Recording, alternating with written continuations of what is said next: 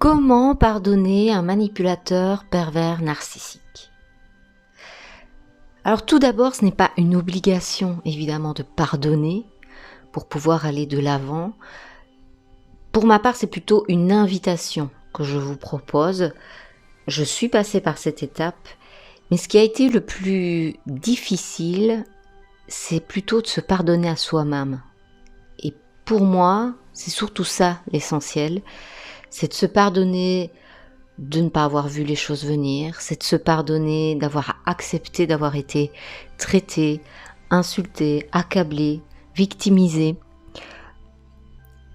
Pour moi, c'est plutôt ça l'essentiel dans la reconstruction. Mais, j'insiste bien sur le mais, pardonner à votre bourreau est, et a été en tout cas pour moi, une étape aussi essentielle et libératrice. Le pardon, c'est un acte d'amour envers nous-mêmes. À quel moment vous savez que vous lui avez pardonné?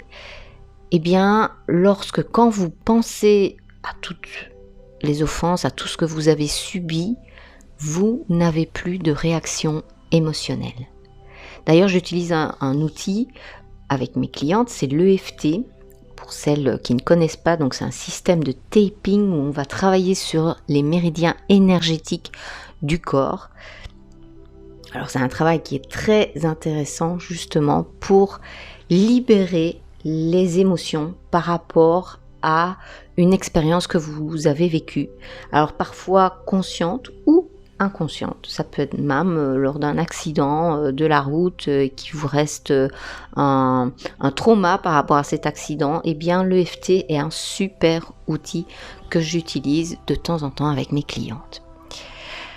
Alors revenons-en au pardon. À quoi sert le pardon?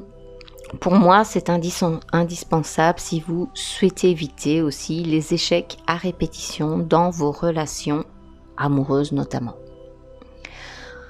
Pourquoi pardonner un manipulateur pervers narcissique? Pardonner vous permettra de vous éloigner de l'envie de vengeance et de toute l'énergie que vous gaspillez à rester dans la colère, la haine, la culpabilité. Vous pourrez vous focaliser sur votre reconstruction, sur le présent et sur l'avenir forcément. Pour ma part, le pardon est synonyme de cicatrisation. Les faits et souvenirs de ce que on a subi ne sont pas inexistants, d'accord? On n'enfouit pas ses blessures pour avoir un semblant de paix intérieure. On va pas dire à sa famille ou à son entourage « j'ai pardonné » juste pour calmer son mental, car les blessures enfouies inconsciemment vous empêchent de vivre pleinement dans la joie et de vous projeter dans l'avenir. Le souvenir d'avoir été blessé est là, mais c'est la réaction émotionnelle qui n'existe plus lorsque vous pardonnez. Le pardon n'exclut pas non plus de porter plainte ou de passer par des voies judiciaires en cas de danger physique, psychologique ou émotionnel. Comme ça a été le cas pour moi, c'était surtout psychologique et émotionnel. Pourtant, je n'ai pas porté plainte. Quelques années où je me suis retrouvée au tribunal, c'était toujours par rapport à ma fille, puisque ma fille était en fait le seul point qui pouvait m'atteindre encore. Et quand il n'a plus su utiliser ce point sensible et fragile chez moi, eh bien, il a évidemment utilisé l'aspect financier. Des fois même, il alternait entre les deux. Et ça, c'est le propre du manipulateur pervers narcissique. Alors bien entendu, il faut du temps pour pardonner, d'accord? Ce serait totalement utopique de s'imaginer qu'on peut pardonner notre bourreau en 24 heures ou en quelques jours. D'ailleurs, vous n'êtes pas obligé de lui dire, car il pourrait même prendre cela pour une faiblesse de votre part et croire encore qu'en plus, il vous a sous son emprise.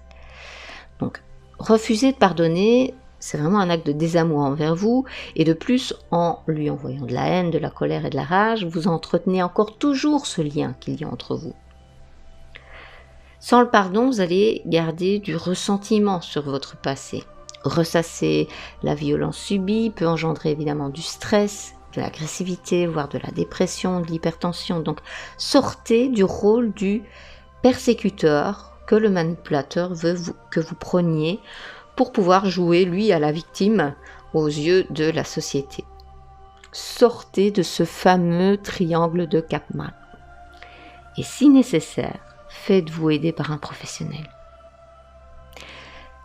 Pardonner au pervers narcissique va libérer évidemment vos pensées et votre cœur du passé émotionnel, psychologique et physique subi. Vous pourrez envisager un avenir vis-à-vis duquel vous serez plus résistante. Nous pouvons toutes en guérir. Soyez-en sûrs, nous pouvons toutes en guérir. Et pour moi, c'est une étape vraiment indispensable pour se reconstruire. Comme je vous l'ai dit dans ce début de cet enregistrement, il est plus difficile de se pardonner à soi-même, mais là aussi, c'est une étape indispensable. Chacun à son rythme, c'est possible de pardonner pour enfin être libéré. À bientôt, prenez soin de vous.